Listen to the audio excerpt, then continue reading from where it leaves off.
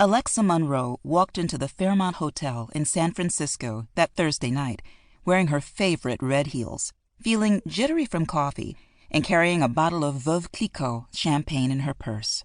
She took out her phone to text her sister, Olivia, upstairs in one of the guest rooms. "Getting on the elevator." It was always good to give Olivia a little more advanced warning than most people. It didn't matter that Olivia had just made partner at her New York law firm. Some things didn't change. "Oh no, was just about to get in the shower." Alexa got Olivia's text just as she stepped into the elevator. She laughed out loud as she pushed the number of her sister's floor, the laughter calming her nerves. Alexa couldn't wait to celebrate with her older sister, maybe because their relationship was still tricky after all these years. The elevator glided in the air, in that smooth, noiseless way elevators in expensive hotels do, while Alexa checked her purse for the third time to make sure she'd tossed the fancy crackers and brie in there. They would need a pre-dinner snack to soak up all of that champagne, after all. She wished she'd found the time to make brownies the night before. Olivia loved her brownies. She spied the cheese and crackers in the corner of her purse, tucked away from the heavy champagne bottle. Just then, the elevator stopped with a jerk. A second later, the lights went out. "What's going on?" she said out loud to herself. A few seconds later, a dim light came on, but the elevator stayed motionless. She looked up and around and jumped to see a man with a suitcase in the opposite corner of the elevator. "Were you here this whole time?" she asked. "What am I, a genie?" He grinned back at her. "I guess you don't really look like a genie." He was a tall, white guy with tanned skin, rumpled dark brown hair, and about a day's worth of scruff where a beard would be. She had a sudden urge to rub her hand on his cheek to see how prickly it was. How exactly had she missed seeing this man get on the elevator with her?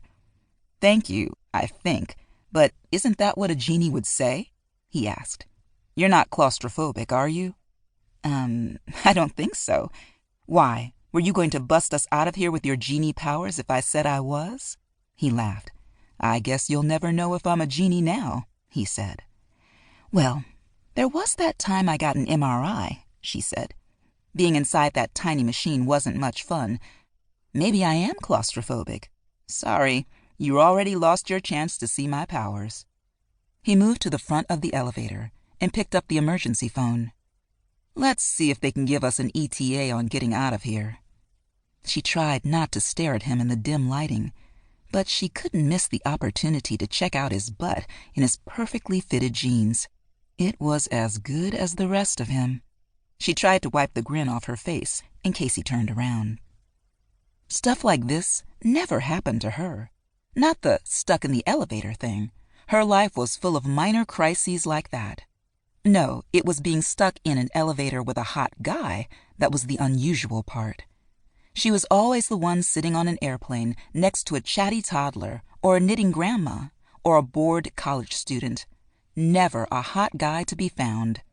After about a minute of him saying, "Okay, okay," in progressively tenser tones, he hung up the phone. "Well," he paused and smiled at her. "Wait, I don't even know your name, my new elevator friend." "Alexa. And you, Jeannie?" "Drew. Nice to meet you, Alexa." "Drew, it's a pleasure, but—" "Right. These circumstances are not ideal. So the bad news is that there's a power outage in the whole hotel." Her phone lit up just then with a text from Olivia. "My power went out. Where are you?" "Ah, yes, I was just alerted to that." Alexa held her phone up before she texted Olivia back. "Whole hotel. I'm stuck in the elevator." "At least that means they were telling the truth," Drew said. "The good news, or so they tell me, is that they have generators, so the elevators should start moving shortly." She slid down to the floor, placing her purse gently beside her. It would be a tragedy to break that champagne bottle. "We might as well wait in comfort," she said. Her favorite red heels were relatively comfortable for the first 5 hours, but she'd been wearing them for 9+. He shrugged off his leather jacket, gifting her a glimpse of his stomach muscles as his gray T-shirt shifted.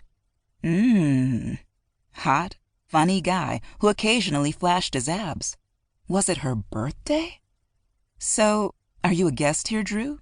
Where are you coming from? She asked him so she wouldn't stare. Just flew in from LA. And you? He sat down next to her. Oh, I live here. Well, over in Berkeley, anyway. I'm just in the hotel visiting someone.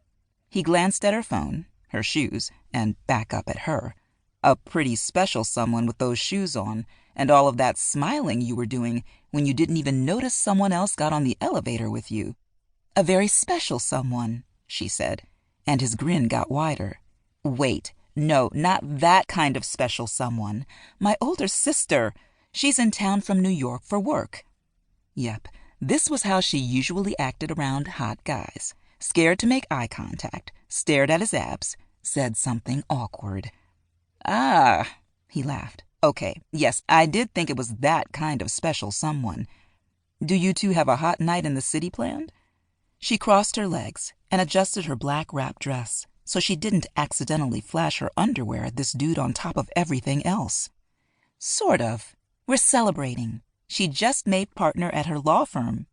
Alexis smiled down at her purse, full of treats, before looking back up at him.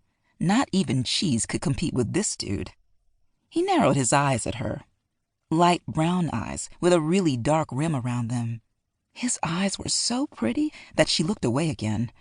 Thank God her brown skin meant her cheeks couldn't get too pink. Otherwise, he'd be able to see them glow in the dark. Okay, I'm happy for your sister. But what is in that bag? You keep looking at it like it holds the Holy Grail. She laughed. Just champagne and a few snacks. The plan is to drink the champagne here and then go out to dinner. Well, that was the plan, but we'll see how long we're stuck in this elevator.